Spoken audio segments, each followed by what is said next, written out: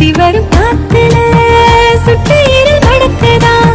முட்டை கோழி பிடிக்கவா முறைப்படி சமைக்கவா எலும்புக கடிக்கையில்